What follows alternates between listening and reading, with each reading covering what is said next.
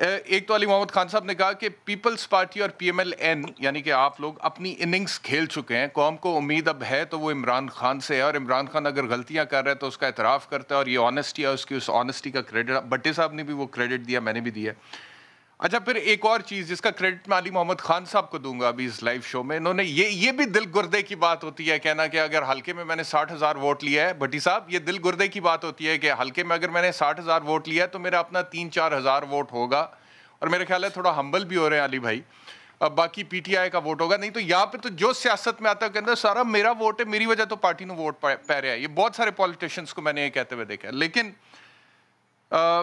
مصدق صاحب, prime minister صاحب غلطیوں کا اعتراف کر رہے ہیں, کیا ماضی میں ایسا ہوتا رہا؟ کبھی آپ کی پارٹی کے لیڈر نے کہا کہ ہاں جی ہم سے بھی غلطی ہوئی ہے, ہم نے جو وعدے کیے تھے ہم وہ پورے نہیں کر سکے, عوام کو ہم سے جو امیدیں تھیں وہ امیدیں ہم پوری نہیں کر سکے, پرفارمنس جس لیول پہ دینی چاہیے تھی وہ ہم نہیں دے سکے؟ مصدق صاحب. پرائم منسٹر نے کس غلطی کا اعتراف کیا ہے جی؟ کہ میں نے کچھ وزیر جو ہیں وہ صحیح نہیں لگائے, اور آپ نے خود ہی بتایا کہ وہی وزیر ہیں جو وہ میوزیکل چیئرز کھیل رہے ہیں. تو کون سی غلطی کی ہے, کس وزیر کو ہٹایا ہے جی؟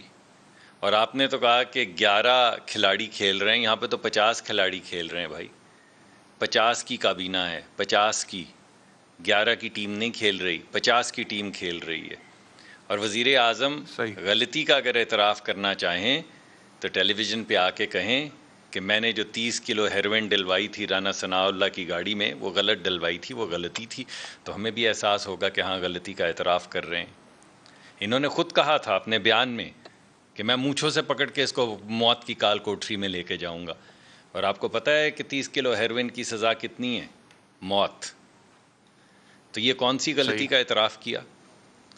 اگر وہ شاہد خاقان عباسی صاحب جن کو وزیر اعظم ہونے کے باوجود اور اعلیٰ تعلیم یافتہ ہونے کے باوجود اور 5واں یا 6واں سب سے بڑا ملک کا ٹیکس پیئر ہونے کے باوجود موت کی کال کوٹری میں اور سالیٹری کنفائنمنٹ میں رکھا 9 مہینے, کس لیے رکھا؟